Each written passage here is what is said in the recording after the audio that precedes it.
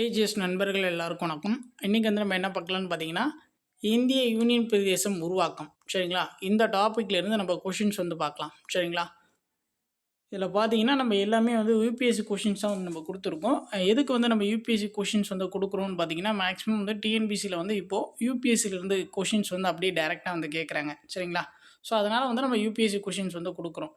So இதுக்கு முன்னாடி பார்த்தீங்கன்னா நம்ம நிறைய டாபிக் வந்து அப்டேட் பண்ணி கொடுத்துருக்கோம். சப்போஸ் வந்து அதை யாராச்சும் பார்க்காம இருந்தீங்கன்னா சேனல் பிளேலிஸ்ட்டில் வந்து UPSC polity previous year question அப்படின்னு சொல்லிட்டு ஒரு பிளேலிஸ்ட் க்ரியேட் பண்ணி கொடுத்துருக்கேன். அதில் வரைக்கும் நீங்கள் செக் பண்ணிக்கலாம் சரிங்களா? அது மட்டும் இல்லாமல் நம்மளோட டெலகிராம் சேனலில் பார்த்தீங்கன்னா ஃப்ரீயாக டெஸ்ட் சீரிஸ் வந்து நம்ம கண்டக்ட் பண்ணி கொடுத்துட்ருக்கோம். ஸோ யாருக்காச்சும் ஃப்ரீயாக டெஸ்ட் சீரிஸ் வேணும்னா டிஸ்கிரிப்ஷனில் வந்து நான் டெலகிராம் லிங்க் கொடுக்குறேன், நீங்கள் கிளிக் பண்ணி ஜாயின் பண்ணிக்கலாம். சரி வாங்க பார்க்கலாம். ஃபஸ்ட்டு கொஷின் வந்து பாருங்கள், பின்வரும் யூனியன் பிரதேசங்கள் உருவாக்கப்பட்ட ஆண்டின் அடிப்படையில் சரியான காலவரிசையை தேர்ந்தெடுக்கவும் அப்படின்னு சொல்லி அவங்க கொடுத்துருக்காங்க சரிங்களா? ஸோ இதுக்கான ஆன்சர் வந்து என்ன வரும்னு பார்த்தீங்கன்னா ஆப்ஷன் சி சரிங்களா?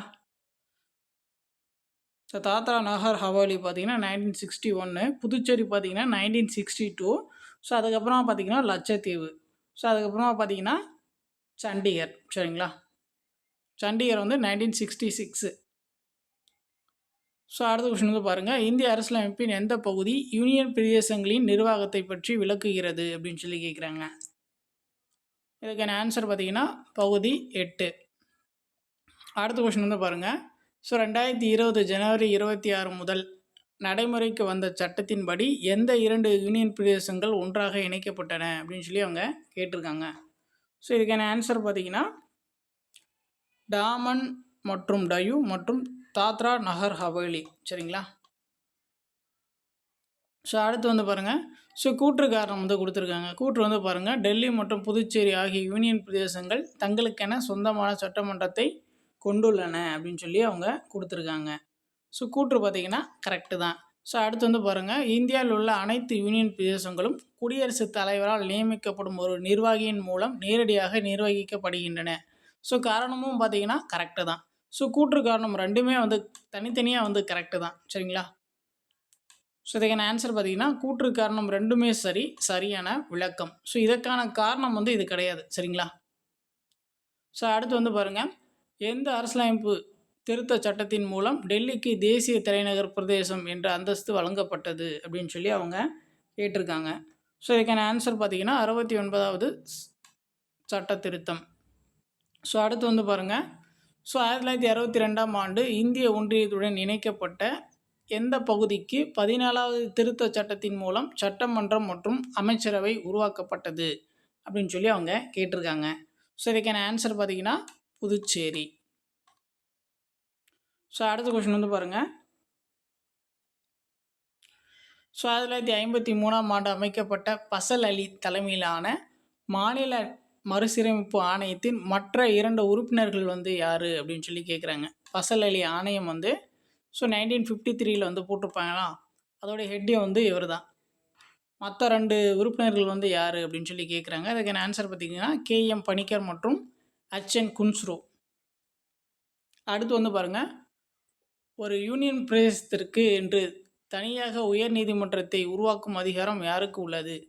ஒரு யூனியன் பிரதேசத்துக்கு உயர் நீதிமன்றத்தை உருவாக்கும் அதிகாரம் வந்து யாருக்கு இருக்குது அப்படின்னு சொல்லி அவங்க கேட்குறாங்க.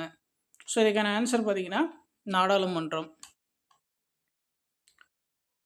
ஸோ இதை பற்றி சொல்கிற ஆர்டிக்கல் வந்து எதுன்னு பார்த்தீங்கன்னா 241 சரிங்களா? ஆர்டிக்கல் 241 யூனியன் பிரதேசத்திற்கு உயர் நீதிமன்றம் உருவாக்கலாம் அப்படின்னு சொல்லிட்டு சொல்கிற ஆர்டிக்கல் வந்து 241. அடுத்த கொஸ்டின் வந்து பாருங்கள், ஜம்மு காஷ்மீர் மாநிலத்தை 2 யூனியன் பிரதேசங்களாக பிரிக்கும் மசோதா எந்த தேதியில் அமலுக்கு வந்தது அப்படின்னு சொல்லி கேட்குறாங்க. ஸோ இதுக்கான ஆன்சர் பார்த்திங்கன்னா அக்டோபர் 31, 2019.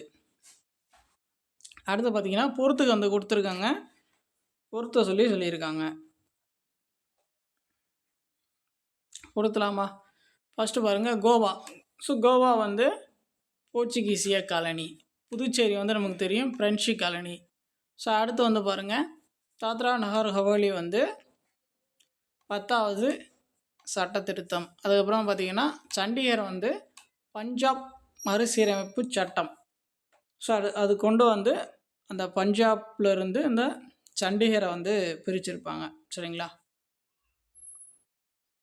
ஸோ அடுத்த கொஸ்டின் வந்து பாருங்கள், ஒரு யூனியன் பிரதேசத்தின் நிர்வாகி தொடர்பான கூற்றுகளில் எது வந்து சரியானது அப்படின்னு சொல்லி கேட்குறாங்க. ஒரு யூனியன் பிரதேசத்தின் நிர்வாகி தொடர்பான கூற்றுகளில் எது வந்து சரியானதுன்னு கேட்குறாங்க. இதுக்கான ஆன்சர் பார்த்திங்கன்னா ஆப்ஷன் பி, அவர் குடியரசுத் தலைவரின் முகவராக செயல்படுகிறார்.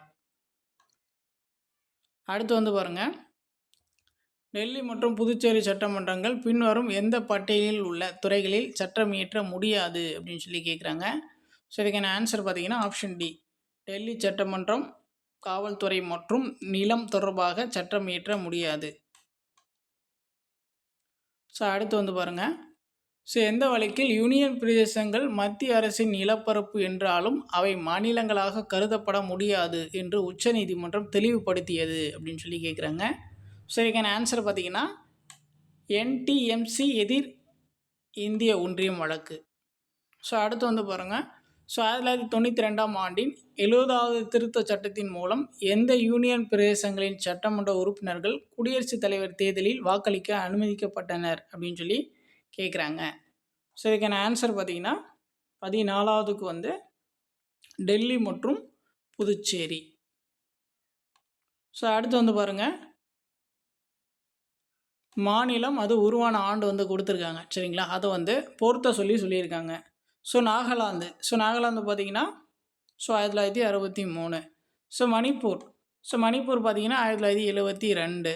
மிசோரம் அது பார்த்திங்கன்னா 1987. அருணாச்சல் பிரதேசம் அது பார்த்திங்கன்னா 1987. ஸோ இதுக்கான ஆன்சர் பார்த்திங்கன்னா ஆப்ஷன் ஏ. அடுத்து வந்து பாருங்கள், சிக்கிம் மாநிலம் தொடர்பாக பின்வரும் கூற்றுகளை கவனிக்கவும். ஃபஸ்ட்டு ஸ்டேட்மெண்ட் வந்து பாருங்கள், 35வது திருத்தத்தின் மூலம் சிக்கிம் இந்தியாவின் இணை மாநிலமாக மாற்றப்பட்டது. 1வது ஸ்டேட்மெண்ட் பார்த்திங்கன்னா கரெக்டு தான். அடுத்து வந்து பாருங்கள், 36வது திருத்தத்தின் மூலம் சிக்கிம் இந்தியாவின் 22வது முழு மாநிலமாக இணைக்கப்பட்டது அப்படின்னு சொல்லி கொடுத்துறாங்க. 2வது ஸ்டேட்மெண்ட்டுமே பார்த்திங்கன்னா கரெக்டு தான். ஸோ இங்கே பார்த்திங்கன்னா ரெண்டுமே வந்து கரெக்டு. ஸோ எந்த திருத்தம் எந்த வருஷம் அப்படின்னு சொல்லிட்டு கொஞ்சம் நல்லா டீட்டெயிலாக பார்த்துக்கோங்க. ஸோ அடுத்து வந்து பாருங்கள், புதுச்சேரி மற்றும் ஜம்மு காஷ்மீர் போன்ற சட்டமன்றம் கொண்ட யூனியன் பிரதேசங்களில் சட்டமன்றம் அமர்வில் இல்லாத போது அவசர சட்டங்களை பிறப்பிக்கும் அதிகாரம் யாருக்கு உண்டு அப்படின்னு சொல்லி அவங்க கேட்குறாங்க. ஸோ இதுக்கான ஆன்சர் பார்த்திங்கன்னா துணைநிலை ஆளுநர், அவருக்கு தான் வந்து அந்த அதிகாரம் வந்து இருக்கும். சரிங்களா? ஸோ இதை பற்றி சொல்கிற ஆர்டிக்கல் வந்து எது அப்படின்னு பார்த்தீங்கன்னா ஆர்டிக்கல் 239B. சரிங்களா? Article 239B. ஸோ அடுத்து வந்து பாருங்கள், 18வது. ஸோ அடுத்து வந்து பாருங்கள், ஒரு மாநிலத்தின் எல்லையை பிரிக்கும் போது எழும் சிக்கல்கள் தொடர்பாக 2 மாநிலங்களுக்கு இடையிலான எல்லை தகராறுகளை தீர்க்கும் அதிகாரம் யாரிடம் உள்ளது அப்படின்னு சொல்லி கேட்குறாங்க. சரிங்களா? ஒரு 2 மாநிலத்துக்கு இடையே அந்த எல்லை பிரச்சனை இருக்கிறப்போ அதை தீர்க்கிற அதிகாரம் வந்து யாருக்கு இருக்குது அப்படின்னு சொல்லி கேட்குறாங்க. இதுக்கான ஆன்சர் பார்த்திங்கன்னா உச்ச நீதிமன்றம். சரிங்களா? ஸோ இதை பற்றி சொல்கிற ஆர்டிக்கல் வந்து எதுன்னு பார்த்தீங்கன்னா ஆர்டிக்கல் 131. ஸோ அதையும் வந்து நோட் பண்ணிக்கோங்க. ஸோ அடுத்து வந்து பாருங்கள், தாத்ரா மற்றும் நாகர் ஹவேலி மற்றும் டாமன் மற்றும் டையூ இணைக்கப்பட்ட பிறகு அந்த புதிய யூனியன் பிரதேசத்தின் தலைநகராக எது அறிவிக்கப்பட்டது அப்படின்னு சொல்லி அவங்க கேட்குறாங்க. ஸோ இதுக்கான ஆன்சர் பார்த்திங்கன்னா டாமன். ஸோ அடுத்து வந்து பாருங்கள், பின்வரும் நிகழ்வுகளை காலவரிசைப்படி அடுக்குக. ஸோ ஒன்ஸ் நீங்கள் பாஸ் பண்ணிவிட்டு ட்ரை பண்ணுங்கள், நான் வந்து சொல்கிறேன். சரிங்களா? ஸோ இதுக்கான ஆன்சர் பார்த்திங்கன்னா ஃபர்ஸ்ட் ஆப்ஷன். ஸோ ஒவ்வொன்றா சொல்கிறேன், நீங்கள் அப்படியே நோட் பண்ணிக்கோங்க. உத்தரகாண்ட் அப்படின்னு சொல்லிட்டு எப்போ வந்து பெயர் மாற்றம் பண்ணியிருப்பாங்கன்னு பார்த்தீங்கன்னா 2006 வந்து பண்ணியிருப்பாங்க. ஸோ அதுக்கப்புறமா பார்த்தீங்கன்னா ஒடிசா என்ற பெயர் மாற்றம் பார்த்திங்கன்னா அது வந்து 2011 வந்து பண்ணியிருப்பாங்க.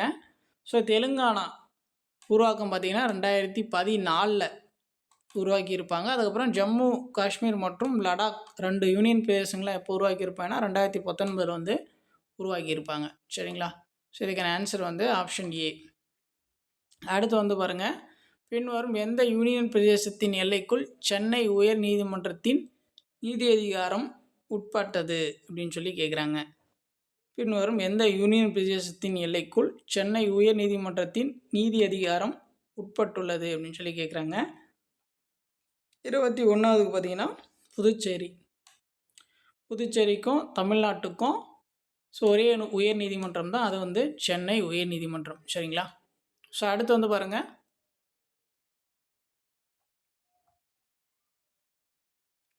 ஸோ இதில் வந்து ஒரு ஆண்டு வந்து மிஸ் ஆகிருக்கு, 1956. சரிங்களா? 1956ஆம் ஆண்டு மாநில மறுசீரமைப்பு சட்டம் நிறைவேற்றப்பட்ட போது இந்தியாவில் இருந்த மாநிலங்கள் மற்றும் யூனியன் பிரதேசங்களின் எண்ணிக்கை வந்து எவ்வளவு அப்படின்னு சொல்லி கேட்குறாங்க. ஸோ இதுக்கான ஆன்சர் பார்த்தீங்கன்னா ஆப்ஷன் ஏ, 14 மாநிலங்கள் 6 யூனியன் பிரதேசங்கள். ஸோ அடுத்து வந்து பாருங்கள் 23வது கொஸ்டின். ஸோ 1974ஆம் ஆண்டு 35வது அரசியலமைப்பு திருத்த சட்டத்தின் மூலம் இணை மாநிலம் என்ற அந்தஸ்து வழங்கப்பட்ட மாநிலம் வந்து எது? இப்போ தான் நம்ம பார்த்தோம் இல்லையா, சிக்கிம் மாநிலம். இந்த இணை மாநிலம் அப்படின்னு சொல்லிட்டு புதுசாக வந்து ஒரு முறையை வந்து கொண்டு வந்திருப்பாங்க இந்த சிக்கிம் மாநிலத்துக்காக. ஸோ 36வது அந்த திருத்த சட்டம் கொண்டு வந்து இந்த முறையை வந்து நீக்கியிருப்பாங்க. சரிங்களா? ஸோ அடுத்து வந்து பாருங்கள், அந்தமான் நிக்கோபர் லட்சத்தீவு போன்ற சட்டமன்றம் இல்லாத யூனியன் பிரதேசங்களில் அமைதி, வளர்ச்சி மற்றும் நல்லாட்சிக்கான விதிகளை உருவாக்கும் அதிகாரம் யாருக்கு உண்டு அப்படின்னு சொல்லி அவங்க கேட்டிருக்காங்க. ஸோ இதுக்கான ஆன்சர் பார்த்தீங்கன்னா குடியரசுத் தலைவர். குடியரசுத் தலைவர். இதை பற்றி சொல்கிற ஆர்டிக்கல் வந்து எதுன்னு பார்த்தீங்கன்னா ஆர்டிக்கல் 240. சரிங்களா? ஸோ அடுத்து வந்து பாருங்கள், ஸோ 1956ஆம் ஆண்டு கொண்டு வரப்பட்ட 7வது அரசியலமைப்பு திருத்த சட்டத்தின் முதன்மையான நோக்கம் வந்து என்ன அப்படின்னு சொல்லி கேட்குறாங்க. ஸோ இதுக்கான ஆன்சர் பார்த்தீங்கன்னா ஆப்ஷன் சி, மாநிலங்களின் பழைய வகைப்பாடுகளை ஒழித்து மாநிலங்கள் மற்றும் யூனியன் பிரதேசங்களாக சீரமைத்தது. ஸோ அடுத்து வந்து பாருங்கள், அந்தமான் மற்றும் நிக்கோபர் தீவுகள் எந்த உயர் நீதிமன்றத்தின் அதிகார வரம்பிற்கு உட்பட்டது அப்படின்னு சொல்லி கேட்குறாங்க. இதுக்கான ஆன்சர் வந்து கொல்கத்தா உயர் நீதிமன்றம், ஆப்ஷன் பி. ஸோ அடுத்து பாருங்கள் 27வது கொஸ்டின். ஸோ கூற்று வந்து பாருங்கள், இந்திய நாடாளுமன்றம் ஒரு மாநிலத்தின் எல்லையை பிரிக்கவோ அல்லது மாற்றவோ சாதாரண பெரும்பான்மையின் மூலம் சட்டம் இயற்ற முடியும் அப்படின்னு சொல்லி கொடுத்துருக்காங்க. கூற்று பார்த்தீங்கன்னா கரெக்டு தான். ஸோ காரணம் வந்து என்ன சொல்லியிருக்கான்னு பாருங்கள். ஸோ அரசியலமைப்பு சட்டத்தின் 4வது பிரிவின்படி இத்தகைய சட்டங்கள் 368வது பிரிவின் கீழ் வரும் அரசியலமைப்பு திருத்தமாக கருதப்பட மாட்டாது அப்படின்னு சொல்லியிருக்காங்க. ஸோ ரெண்டுமே வந்து சரிதான், சரியான விளக்கம். ஸோ அடுத்து வந்து பாருங்கள், இந்தியாவில் சில பகுதிகள் மாநிலமாக மாற்றப்படாமல் யூனியன் பிரதேசங்களாக வைக்கப்பட்டிருப்பதற்கான காரணங்கள் வந்து எவை அப்படின்னு சொல்லி கேட்குறாங்க. சரிங்களா? இந்தியாவின் சில பகுதிகள் மாநிலங்களாக மாற்றப்படாமல் யூனியன் பிரதேசங்களாக வைக்கப்பட்டிருப்பதற்கான காரணங்கள் வந்து என்னென்ன அப்படின்னு சொல்லி கேட்குறாங்க. சரிங்களா? ஸோ என்னென்ன காரணங்கள் அப்படின்னு சொல்லி பார்த்தீங்கன்னா கலாச்சார தனித்தன்மை இது வந்து வரும். ஸோ அதுக்கப்புறம் பார்த்திங்கன்னா மிகச்சிறிய நிலப்பரப்பு மற்றும் குறைந்த மக்கள் தொகை இதுவுமே வந்து வரும். ஸோ அதுக்கப்புறம் பார்த்திங்கன்னா உலோயக ரீதியான அந்த எப்படி சொல்கிறதுனா உலோயக ரீதியான முக்கியத்துவம், அந்த பாரம்பரியான அந்த முக்கியத்துவம் அப்படின்னு கூட சொல்லலாம். அது எனக்கு கரெக்டாக தெரியல. ஸோ அடுத்து வந்து பாருங்கள், பின்தங்கிய நிலையை சீர் செய்தல். சரிங்களா?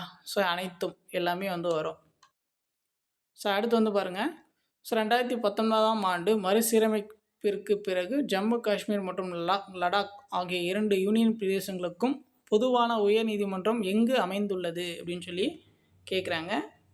ஸோ இதுக்கான ஆன்சர் பார்த்திங்கன்னா ஸ்ரீநகர் மற்றும் ஜம்மு.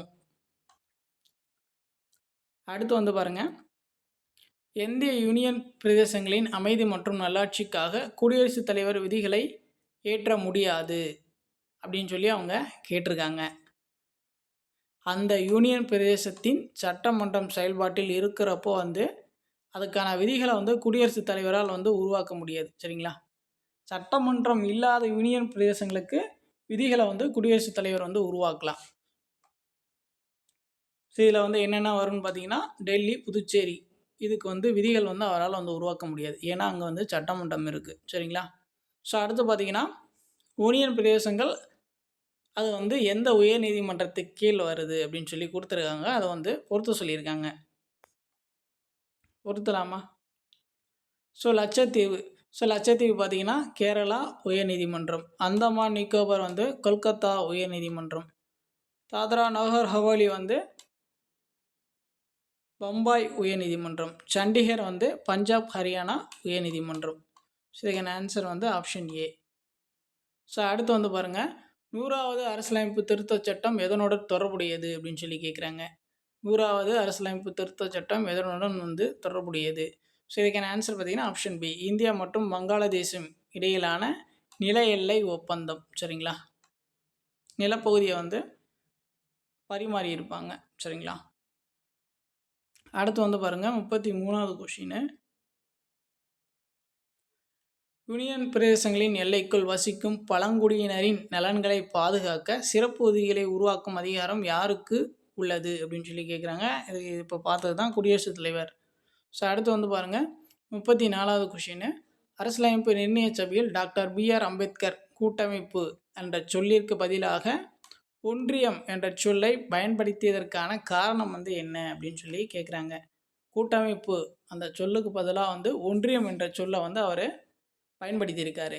ஏன் வந்து அதை பயன்படுத்தினார் அப்படின்னு சொல்லி கேட்குறாங்க. ரீசன் வந்து கேட்குறாங்க.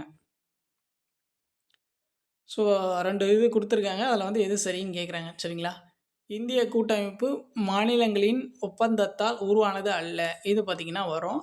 அடுத்து பார்த்திங்கன்னா மாநிலங்களுக்கு ஒன்றியத்திலிருந்து பிரிந்து செல்லும் உரிமை வந்து கிடையாது. இந்த 2மே வந்து வரும். சரிங்களா, ஆப்ஷன் சி. ஸோ அடுத்து வந்து பாருங்கள், சட்டமன்றம் இல்லாத யூனியன் பிரதேசங்களுக்கான நிதிநிலை அறிக்கையை நாடாளுமன்றத்தில் தாக்கல் செய்பவர் வந்து யார் அப்படின்னு சொல்லி கேட்குறாங்க.